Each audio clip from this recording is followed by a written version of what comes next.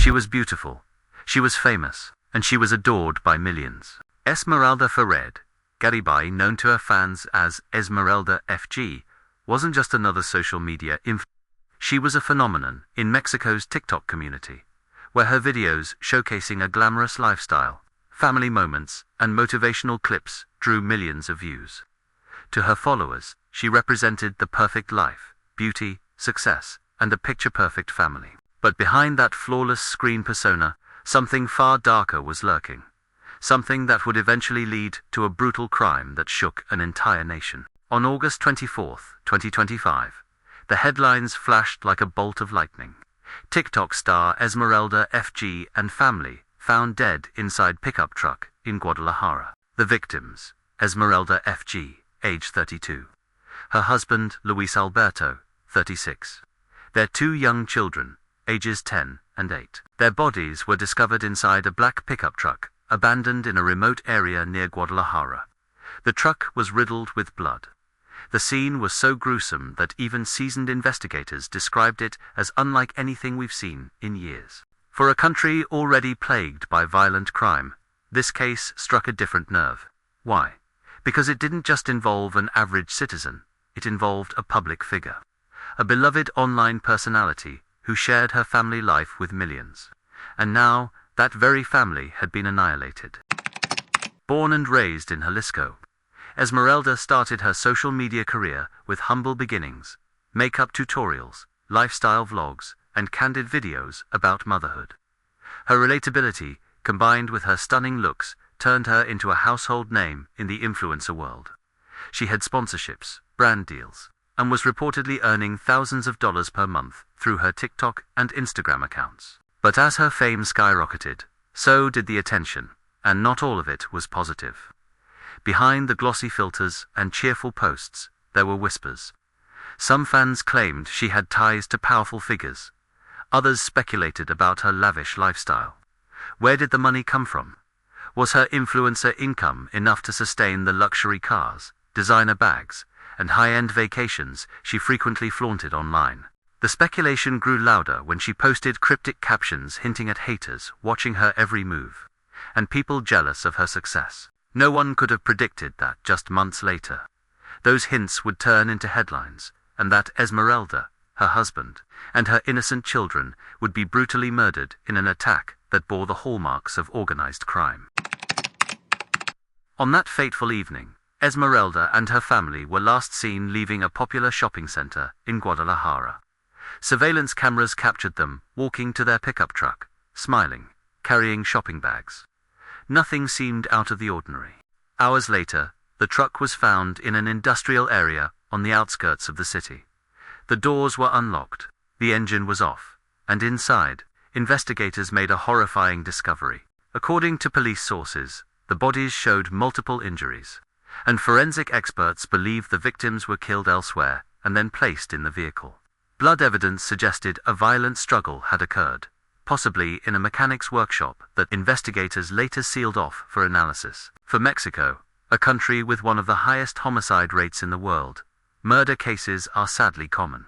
But this one stood out because of the victim's celebrity status, the sheer brutality, and the eerie silence surrounding the motive. The question now loomed large. Who wanted Esmeralda FG and her family dead, and why? Was it a random act of violence, a personal vendetta, or something far bigger, something tied to the dark underworld of cartels and organized crime? In the next part, we dive deep into the crime scene details, the forensic breakthroughs, and the shocking clues that investigators uncovered, clues that would send ripples of fear across social media and beyond. When investigators arrived at the abandoned black pickup truck in the early hours of August 25th, they were met with a scene straight out of a nightmare. The vehicle was parked in a dimly lit industrial zone on the outskirts of Guadalajara, a place notorious for gang activity and cartel safehouses.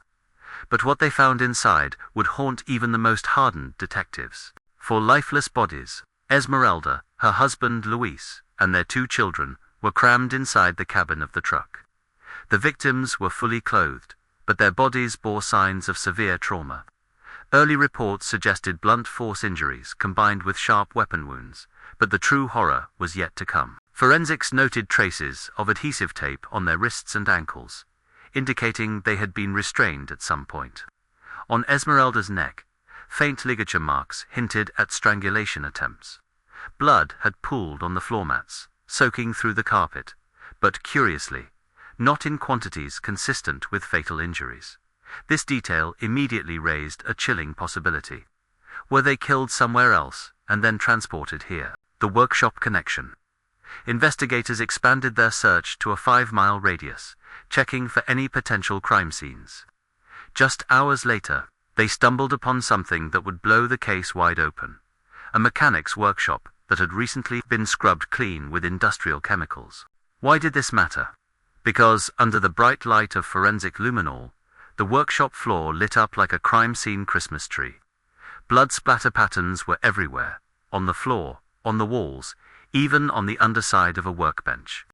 Further testing revealed the blood belonged to at least 3 individuals, all matching the DNA of Esmeralda's family. This confirmed what investigators had suspected. The murders happened in this workshop. The truck was just a dump site. But here's where things get darker. Witnesses reported seeing a black SUV and a white van near the workshop on the night of the killings' vehicles, commonly linked to organized crime operatives. No license plates, no leads. Just shadows moving under the cover of darkness. Adding to the horror, investigators found something bizarre at the workshop. A crudely drawn symbol, smeared in what appeared to be blood, on a piece of cardboard. While authorities have not publicly disclosed the symbol, insiders hint it may be connected to a criminal cartel operating in Jalisco. Could Esmeralda have unknowingly crossed paths with one of the most dangerous organizations in Mexico? Theories began to swirl like wildfire. Some claimed Luis, her husband, had ties to shady businesses. Others believed Esmeralda's online fame attracted the wrong kind of attention: envy, extortion, or even revenge. But then came the most shocking clue of all. A threatening message found in Esmeralda's last TikTok post. Just 2 days before her murder, a user commented, "Enjoy your luxury while you can. Soon, it will all be over." The comment was quickly deleted, but not before screenshots went viral. As news of the massacre broke, social media exploded with grief, anger, and fear. Fans flooded Esmeralda's profiles with tributes, while others speculated wildly about her connections. The hashtag Justice for Esmeralda trended for days, putting massive pressure on Mexican authorities to solve the case. But behind the scenes, investigators were hitting walls. The workshop was rented under a fake name. Security cameras in the area had been disabled. Whoever orchestrated this knew exactly what they were doing, and they were sending a message. The killings weren't just brutal, they were personal. Forensic evidence suggested the victims were tortured before death, a hallmark of cartel-style executions. But if that's true, why target a TikTok influencer and her family? Was this about money, power, or something far more sinister, a warning to others in the social media world? As investigators struggled to piece together the puzzle, Mexico was drowning in theories. This wasn't just a random act of violence, it was a calculated execution. But by who and why? Let's break down the 3 leading theories that sent shockwaves through the nation. Theory number 1. The cartel connection. Jalisco is the stronghold of the infamous CJNG, Cartel Jalisco Nueva Generación, one of the most violent criminal organizations in the world, known for public displays of terror, including hanging bodies from bridges and recording executions for propaganda. CJNG uses fear as a weapon. Could Esmeralda and her family have crossed the wrong people? At first glance, she seemed like the last person to be on a cartel's radar. A TikTok mom, sharing beauty tips and family moments. But dig deeper, and the cracks begin to show. Several social media posts flaunted luxury cars, designer clothes, and exotic vacations. While influencers often showcase a glamorous lifestyle, investigators questioned, how did she afford all of this? Rumors began swirling that her husband Luis was linked to money laundering operations, common way cartels clean their dirty cash. If true, this wasn't just a murder. It was a message. Experts believe the brutality of the killing torture, relocation of bodies, symbolic markings, matches cartel executions meant to send a chilling warning. Betray us, and your entire family pays. But if the cartel theory holds weight, why hasn't anyone claimed responsibility? In Mexico, gangs often take credit for murders to boost fear. The silence in this case, that's even more terrifying. Theory number 2. Online fame turned deadly. Another theory suggests Esmeralda's TikTok fame painted a target on her back. With over 200,000 followers, she was no ordinary content creator. Fame brings opportunities, but also enemies. Jealous rivals, obsessed fans, or worse predators looking to exploit her influence. Remember that cryptic comment on her last video. Enjoy your luxury while you can. Soon, it will all be over. Could that have been a warning, or a promise? Digital forensics teams are now tracking deleted comments, private messages, and suspicious profiles. Authorities revealed that Esmeralda received multiple anonymous threats in the weeks before her death, some demanding money, others laced with violence. Could she have ignored these threats, thinking they were just trolls? Or did she know who was behind them? Theory number 3. A double life. The most explosive theory. Esmeralda wasn't who she appeared to be. While her TikTok portrayed a loving mother and glamorous influencer, whispers from locals tell a darker story. Several sources claim Esmeralda and Luis attended exclusive parties with powerful figures, businessmen, politicians, and yes, rumored cartel associates. Was she simply networking to grow her brand? Or was she deeply entangled in something she couldn't escape? One insider alleges that Esmeralda had information that could ruin powerful people's financial dealings, secret relationships, maybe even cartel operations. If true, her murder wasn't just revenge, it was containment. A nation on edge. These theories have torn Mexican social media apart. Some defend Esmeralda, painting her as a victim of cartel brutality. Others accuse her of living dangerously, playing with fire, and dragging her family into the flames.